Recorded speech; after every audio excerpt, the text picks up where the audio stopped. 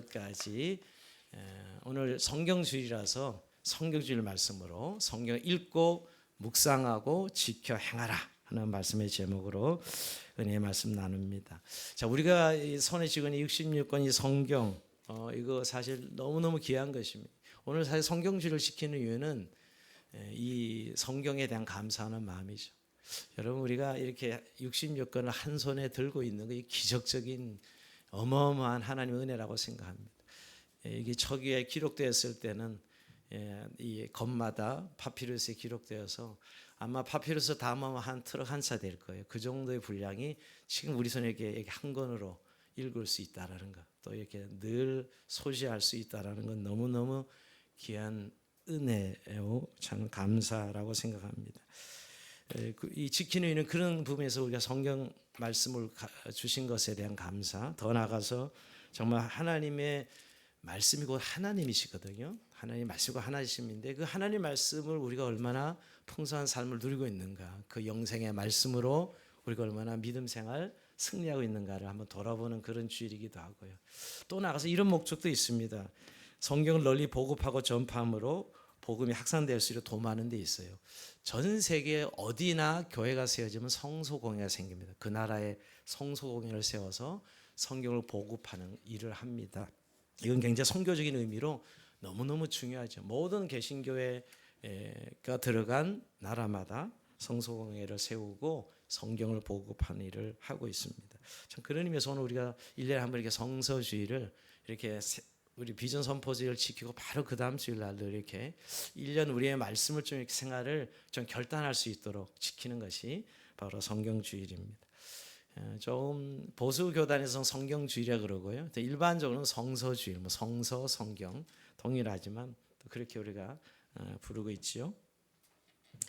우리 이 한글 성경은 굉장히 의미가 있습니다. 우리 한국에는 선교사가 오기 전에 이미 한글 성경에 번역되어 있었어요. 대부분 선교사님이 들어가서 처음에 번역을 하고 선교를 시작하는데 우리나라는 선교사가 들어올 때 이미 성경이 번역되어 있었어요. 우리나라 최초의 성경이 1882년에 예수 선교 누가복음 전서, 옛날 사진을 보신 분들 많아요. 예수 선교 누가복음 전서, 이게 최초인데요. 사실 성경은 우리나라 사람이 번역하지 않고 영국 선교사 존 노스라는 사람이 이 중국에서 우리나라 사람 세 사람의 도움을 받습니다. 이응찬, 서상윤, 백홍진한 세 사람의 도움을 받아서 1874년부터 번역이 시작해서 1886년까지 무려 12년간이나 번역을 해요. 신약 성경을. 물론 그래서 1880년에 먼저 누가복음이 쪽복음이 나온 것이고요. 신약 성경이 1887년에 전 한글로 번역이 돼요. 여기 대단한 역사적 의미를 가집니다. 한글로 이렇게 번역이 된다는 건 그 당시에 한문으로 대부분 통용하던 시대, 우리나라도요. 그런 시대에 한글로 성경이 번역돼서 나오고 이미 선교사들은 한글 성경을 가지고 들어와서 선교를 했어요. 그런 의미에서 한글이 번역되어 있었다는 사실은 우리나라의 선교의 좀 특별한 역사예요. 어느 나라 가면 이제 선교사 제일 처음에 성경을 번역하고 선교를 시작하잖아요.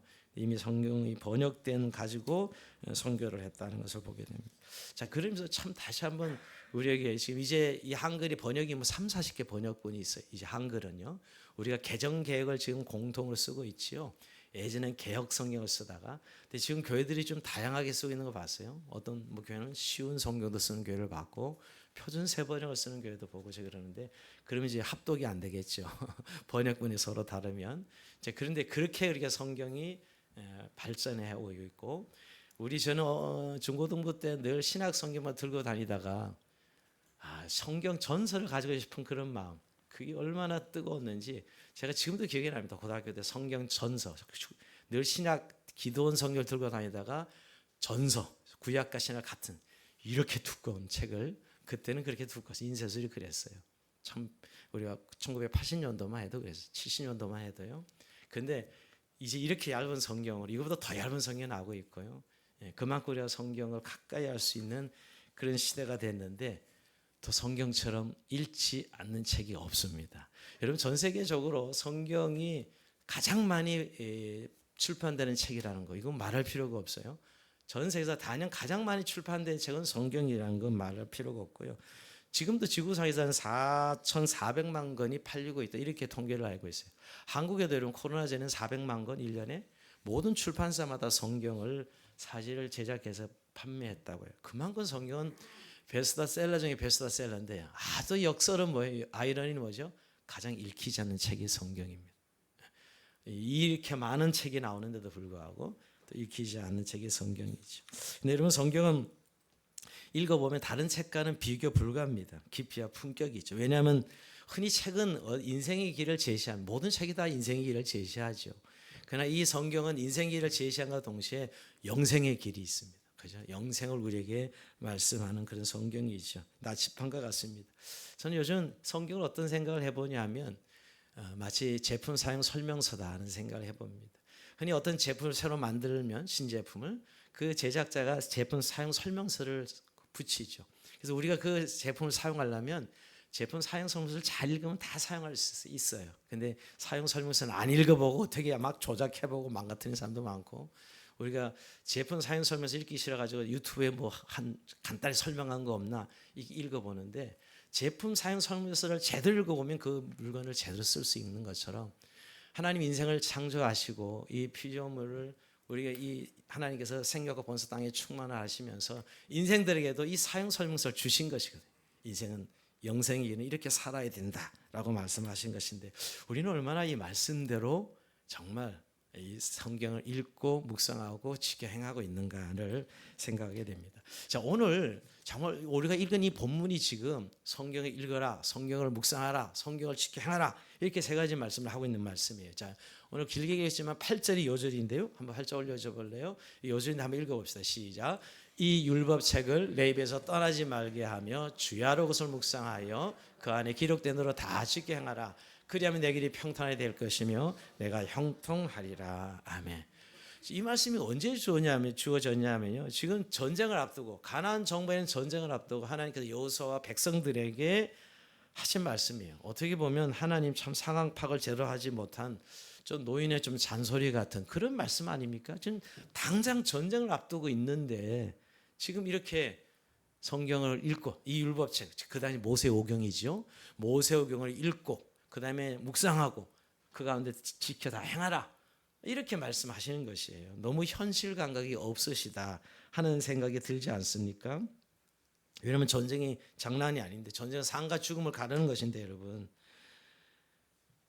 근데 하나님께서 오늘 너희가 이렇게 하면, 즉 성경 읽고 성경을 묵상하고 이 율법책을 지켜 행하면 가나안을 정복할 것이다. 내가 내게 준 이 모든, 네가 밟는 모든 땅을 내게 줄 것이다. 이렇게 말씀하고 있는 것이죠. 즉 전쟁의 승리를 보장해 주시겠다라고 말씀합니다.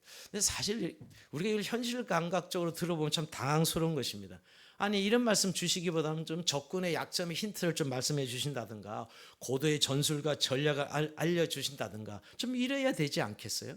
전혀 그런 내용은 없고 이 율법책을 읽고 묵상하고 지켜 행하라, 이것이 그들에게 준 전쟁의 명령이요 대안이었어요. 현실 감각은 너무 없는 것 같지만 하나님이 결국 이 전쟁에 개입하셔서 이기게 하실 것이니 너희는 내가 네게 명령한 이 말씀을 읽고 묵상하고 지켜 행하라고 말씀하고 있는 것이죠. 근데 정말 우리가 잘 아는 대로 이 2장 3장 가보면 여러분 여리고 성을 무너뜨리고 아이성에 승리하고 가나안 땅을 정복합니다. 근데 여러분 정말 여호수아가 가나안 땅을 정복한 것이 그의 전략 때문입니까? 아니죠. 정말 이스라엘 백성 전투에 막강해서입니까? 아닙니다. 이유가 있다면 이 말씀, 정말 율법책에 기록된 대로 하나님 말씀한 대로 순종하고 지켜 행한 것 때문에 전쟁에 승리했지. 여리고성을 7바퀴 돌아라 할 때 말도 안 되는 명령이지만 하나님 말씀 순종했을 때 전쟁에 승리하는 것을 보게 됩니다. 그래서 여호수아는 이것을 너무 잘 깨달았어요. 사실 그들은 뭐 무기도 없었고 뭐 전쟁에 대한 아무런 준비가 없음에도 불구하고 하나님이 말씀하신 걸 지켜 행할 때 전쟁에 승리하게 해주실 것이거든요.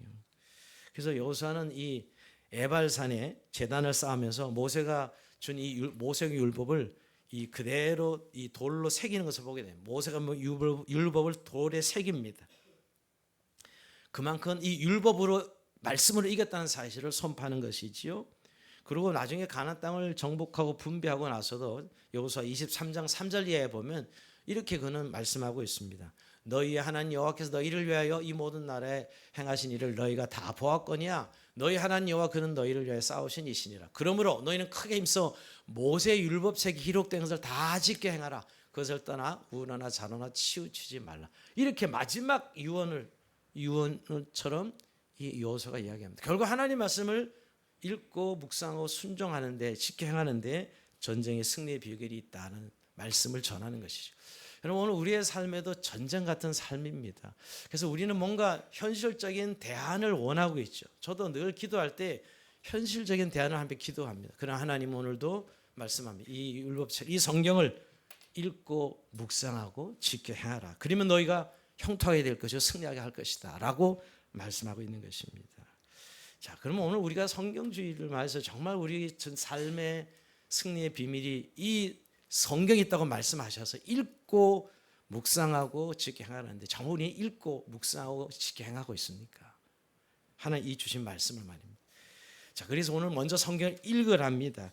여러분, 내 입에서 떠나지 말게 하면, 율법책을 내 입에서 떠나지 말게 하고, 이것을 쉬운 성경은 이 율법책을 항상 읽고 이렇게 번역합니다. 길게 번역하지 않은 쉬운 성경, 이 율법책을 항상 읽고 이렇게 번역합니다. 읽어야 되죠. 여러분, 맞습니다. 우리 인간은 정보를 내 것으로 만들려면 반드시 귀로 듣고 입으로 말하고 눈으로 보아야만 이 정보가 내 것이 될 수 있어요. 여러분, 이 단계를 거치지 않고 이 성경이 내 것이 될 수 없다는 걸 분명히 말씀합니다. 성경을 읽는 것 너무너무 중요합니다.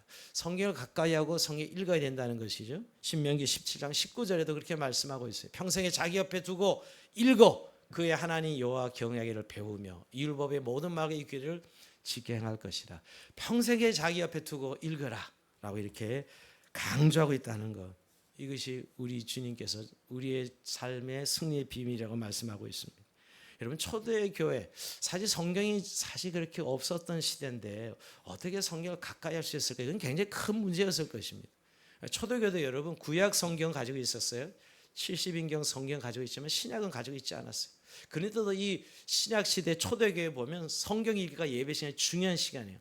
왜냐하면 각자 성경을 가지고 있지 않았기 때문에 예배 시간에 성경을 읽는 것이 너무너무 중요한 시대였어요. 그래서 디모데 전서 4장 13절에 보면 내가 이럴 때까지 읽는 것과 권하는 것 가르치며 창념하라, 전념하라. 읽는 것 강조하고 있는 성경 읽는 것을요. 근데 지금은 성경을 다 가지고 있기 때문에 이렇게 읽는 것이 그렇게 우리가 강조하지 않는 것뿐이지요. 근데 여러분, 성경을 읽어야 되는데 정말 어떻게 읽고 있습니까? 성경 읽는데 그냥 무작위로 기분 좋을 때 읽고 또 무슨 어려움이 있어 읽고 이러지는 않습니까? 정말 성경을 읽으려면 통독을 우선 할 줄 알아야 돼요. 성경을 전체 읽을 줄 알아야 돼요. 이 책이 사실 66권이 40명의 기자가 1600년 동안 기록된 거예요. 이건 말도 안 되는 이야기죠. 이 한 책인데 이 1600년 동안 40명의 기자가 기록을 했다고요. 근데 주제는 하나의 주제, 예수 그리스도를 말하고 있어요. 그리스도를 말하고 있다고요. 자, 그런 의미에서 여러분, 이 책은 하나님이 결국 감동으로 기록된 것이기 때문에 우리가 이게 부분적으로 읽을 것이 아니라 통으로 읽을 수 알아야 돼요. 제일 먼저는 성경을 통으로 읽을 수 있어야 돼요. 일관되게 전체의 맥이 잡히도록. 그래야 여러분, 하나님의 마음이 우리 안에 읽혀져요. 먼저 성경을 통독해야 된다는 거 꼭 강조하고 싶습니다.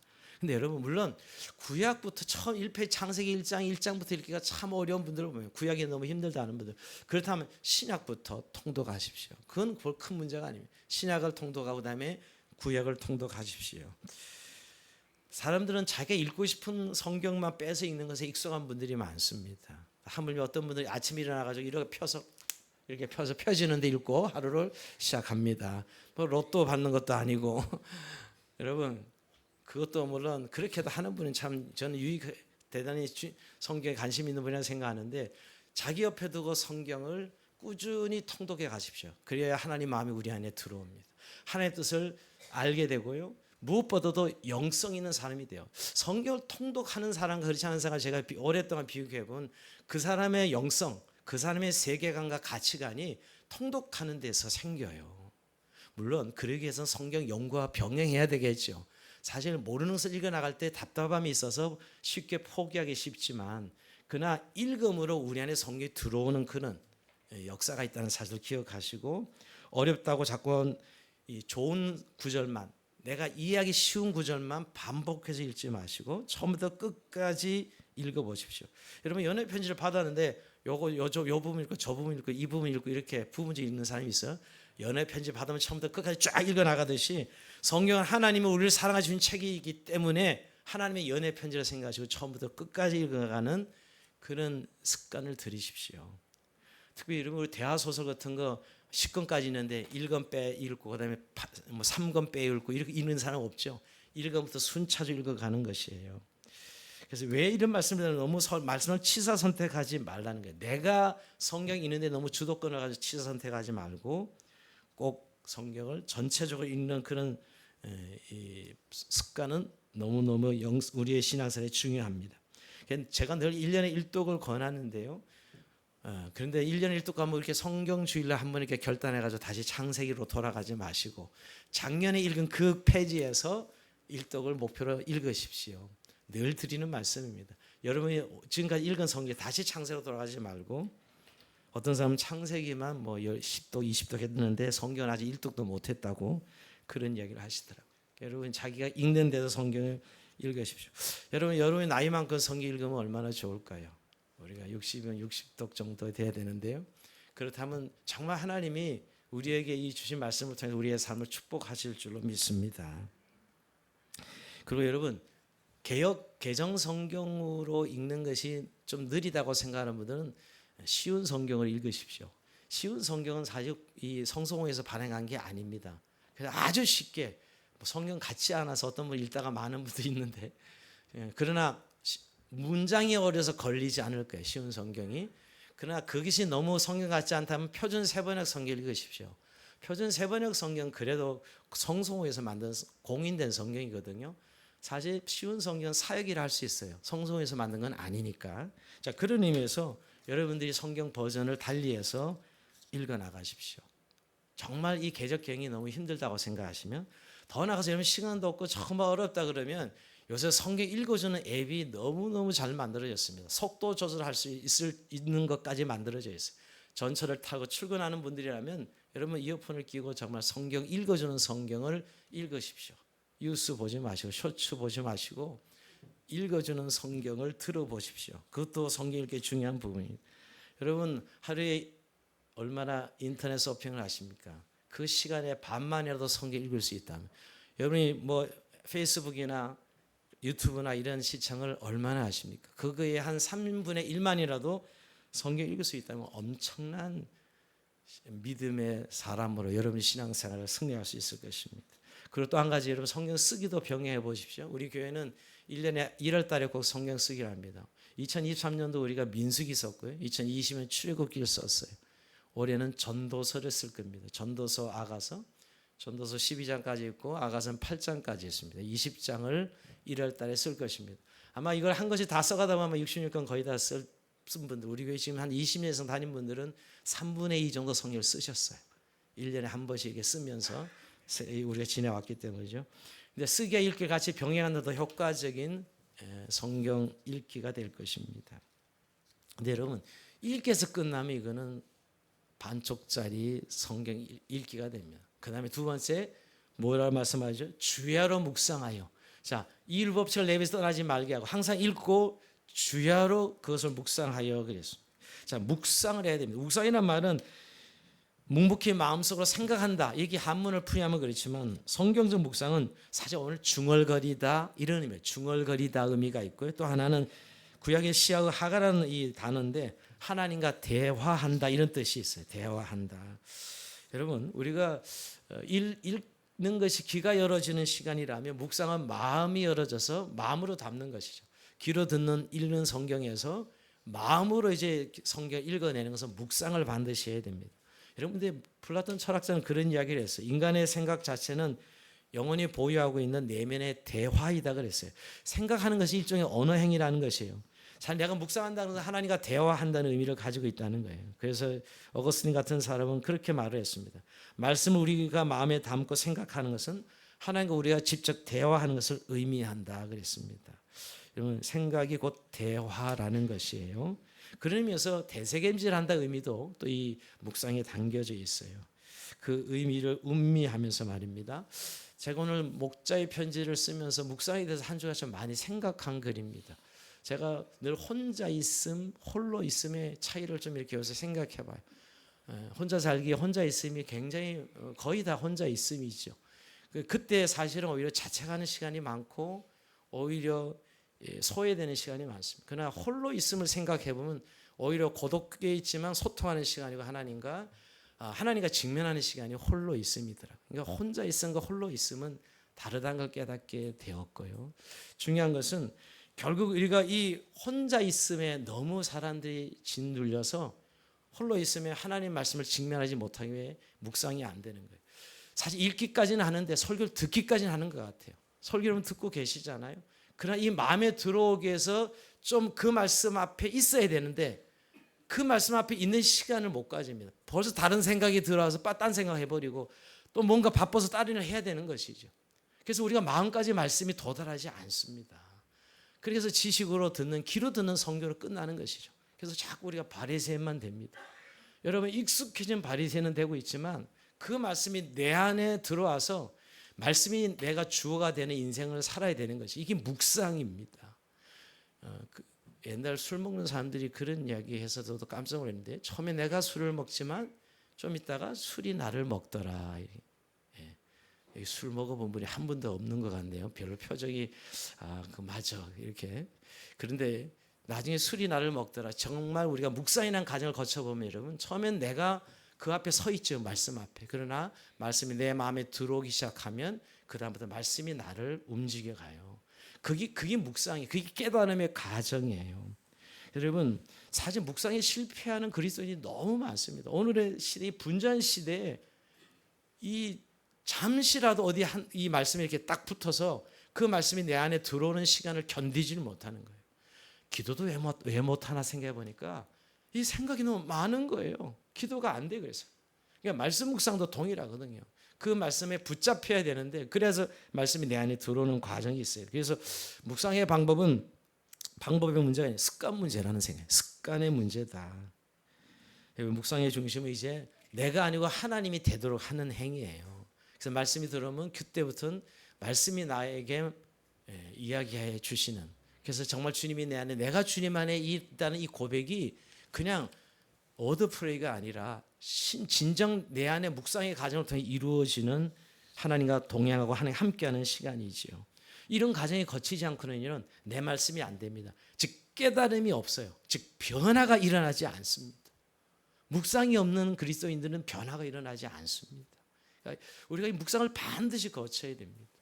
그러니까 듣는 설교, 듣는 성경, 좋습니다. 너무너무 중요하죠. 그 안에 그 말씀이 내 안에 들어오는 과정이 바로 묵상인데요. 여러분 묵상의 습관을 꼭 가지십시오. 적어도 하루에 일정한 시간은 묵상의 시간이 반드시 필요합니다. 물론 잡념과 싸우셔야 되고요, 생각과 싸우셔야 되고, 분주함과 싸우셔야 되죠. 그러나 정말 그 말씀이 내 말씀이 되기 위해서는 묵상의 시간을 확보하셔야 돼요. 선택하셔야 됩니다. 제가 목사님 설교집을 보다 참 이 우스개 예화를, 우스개하는 이런 극단적 예화를 봤는데요. 묵상이 정말 되어야 사람이 변한다는 것이에요. 옛날에 영국의 선교사가 초대 아프리카 선교 사역을 갔는데 가다가 식인종에 붙잡힌 겁니다. 그 식인종에 붙잡혀서 추장하게 데려갔는데 이제 좋은 음식이 생겼다고 데려간 거 아니겠어요? 초창기였으니까 선교. 근데 선교사가 가만 추장을 보니까 어디서 많이 본 사람인 거예요. 기억을 더듬으니까 예전에 신학교에서 좀 같이 공부했던 사람이 지금 자기 앞에 추장이 앞으로 돼 있는 것이죠. 마음에 안심이 생겼어요. 이제 나를 잡아먹지는 않겠구나.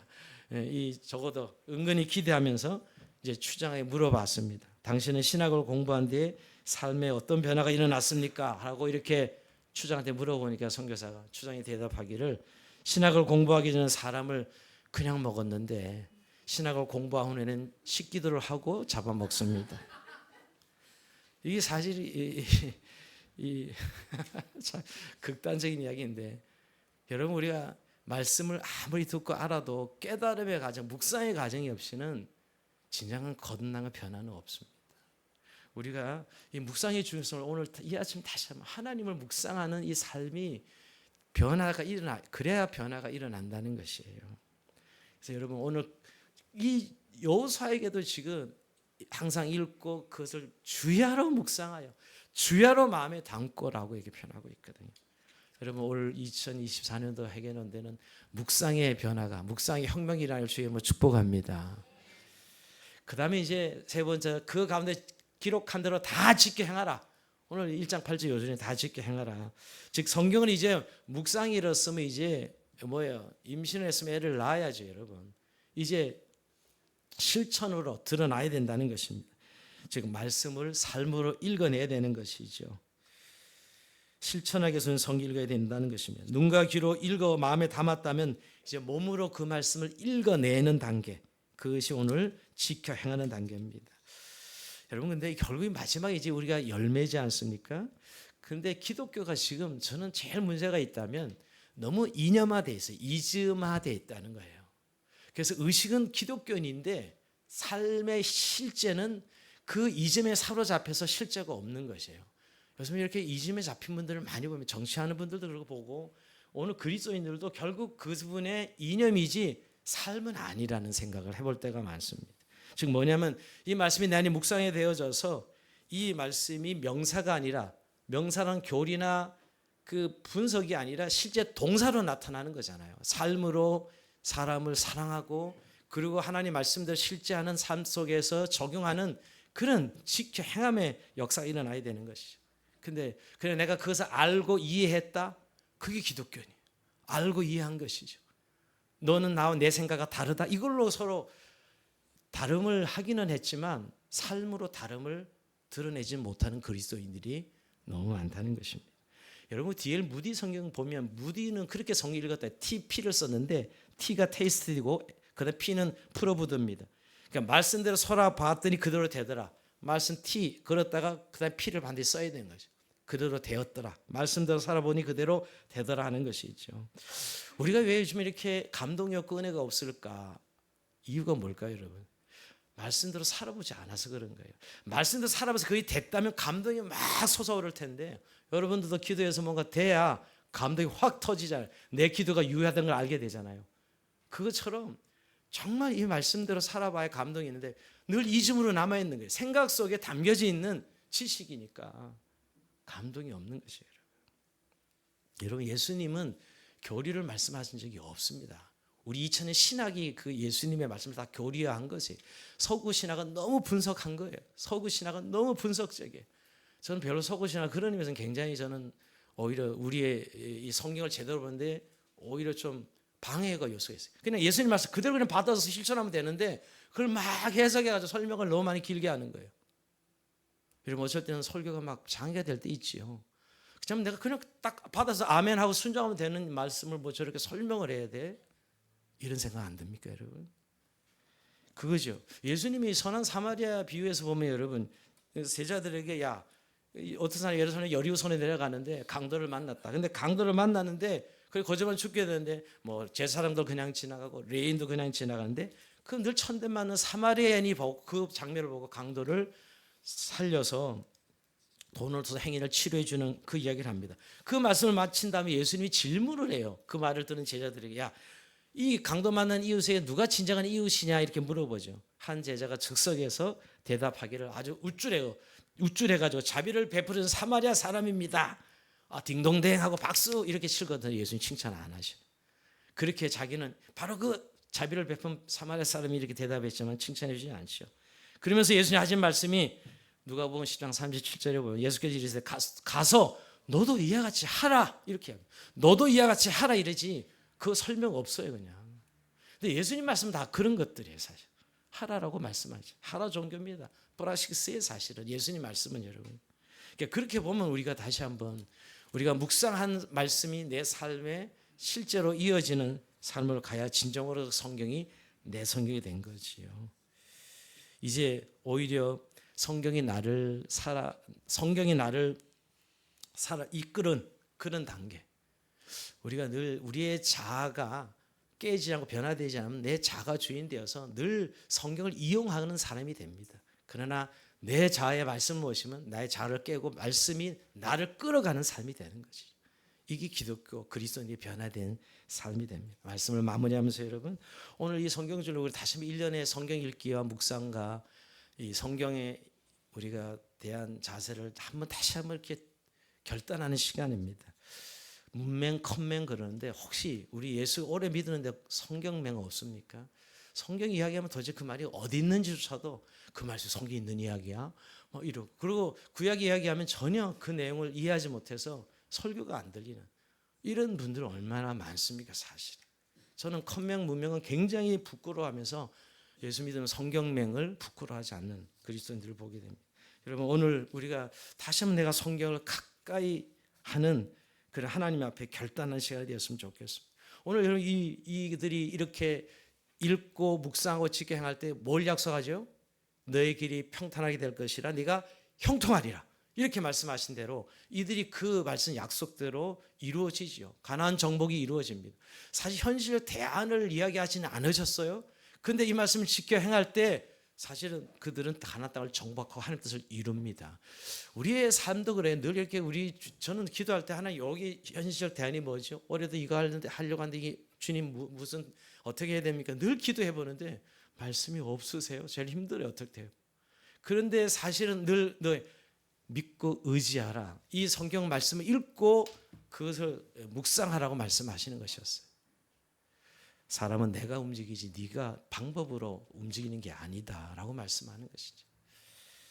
오늘도 하나님께서 우리에게 이렇게 한 해 우리의 인생을 하나님 앞에 맡기고 나갈 때 말씀으로 우리의 걸음을 인도하시는 하나님을 기억하시고 성경을 가까이 하는 은혜가 있기를 바랍니다. 근데 여러분, 저는 한 가지 말씀을 마무리하면서 정말 성경을 어떻게 하면 더 가까이 할 수 있을까요? 제가 한 주간에 하나님 어떻게 하면 더 가까이 할 수 있을까요? 그럴 때 시편 1편 2절을 말씀하셨습니다. 오직 여호와의 율법을 즐거워하여, 오직 여호와의 율법을 즐거워 그 율법을 주 안에 묵상하는 자로다. 자, 율법을 즐거워한다는 하페츠란 명사인데요, 온통 마음이 쏠려 있는 것이 즐거워한다는 것은 하나님 말씀에 마음이 쏠리는 상태, 마치 사랑하는 연인에게 마음이 쏠린 것처럼 하나님 말씀에 마음이 집중되어 있어야 돼요. 여러분, 정말 성경에 이 마음이 쏠리는 적이 있습니까? 요즘 우리 시대처럼 성경이 이렇게 많은 시대가 없었어요. 집에 한 7, 8권 성경이 있는 집 많을 겁니다. 저도 뭐 여기저기 성경이고, 이제 인터넷 앱 들으면 앱도 성경 정말 가까이 할 수 있는데 펴진 않아. 왜 그러죠? 뭐 이거 보면 여기 나오는데, 이거죠. 다 나오는데 뭐 굳이 내가 읽어? 나오는데 가지고 있는 것과 이게 내 것이 되는 것과 하늘과 땅 차이인데, 우리가 정말 성경을 가까이는 하고 있는데 내 것으로 만들지 않는다는 것이죠. 뭐냐면 정말 내가 누구를 사랑할 때 온통 그의 마음으로 쏠린 것처럼 그런 마음으로 성경을 대하라는 것이에요. 여러분, 우리 내 남자 내 여자 만들 때 사랑했던 감정들 한번 생각해 보십시오. 그때 막 도파민이 막 생산돼 가지고 온통 그 여자만 그 남자만 해서 그래서 결혼들 하셨잖아요. 아닌 것처럼 말씀하시는데, 그래서 결혼들 하신 거예요. 지금 다 속았다 이런 생각이 들지만 그때 막 도파민이 막, 근데 그때는 완전 쏠려 있을 때잖아요. 그런 마음으로 성경을 즐거워하는 것이. 음식도 여러분, 막 어떤 음식을 보면 막 침샘이 막 침이 나오죠. 그렇게 음식을 먹듯이 그런 마음으로 성경을 대하라는 것이. 여러분, 시편 기자는 19편에 시편 19편 10절 이렇게 말씀합니다. 금 곧 많은 승금보다 더 사모할 것이며 꿀과 송이꿀보다 더 달도다. 야, 송이꿀보다 더 달다. 가장 맛있는 음식에 비유한 것이거든요. 그렇게 말씀이 달다라고 말씀하고 있습니다. 여러분, 공자의 논어에 이런 말씀이 있습니다. 지지자는 불효호지자요, 호지자는 불효락지자라. 이런 말씀. 이게 뭐냐면요, 논어에 알기만 하는 사람은 좋아하는 사람만 못하고 좋아하는 사람은 즐기는 사람만 못하다. 이런 이야기예요. 맞는 이야기 같아요. 저는 이것을 이영표 선수가 딱 받아가지고 지난번에 인터뷰하는데 그렇게 이야기하더라고요. 천재는 노력하는 자를 이길 수 없고 노력하는 자는 즐기는 자를 이길 수 없다. 이영표 선수가 이야기하더라고요. 맞습니다. 이걸 의무감을 하면 올해도 보나마나 괜히 차창만 할 겁니다. 의무감 버리십시오. 의무감 필요 없습니다. 이 책을 내가 좋아하면, 즐거워하고 기뻐하면 내 것이 될 수 있다는 것. 근데 여러분, 우리가 지금 전철 타면 저는 모든 사람이 이어폰 끼고 다 뭔가를 보고 있습니다. 저는 전철로 성경을 왔다 갔다 해서 뭘 볼까 하는 생각이 듭니다.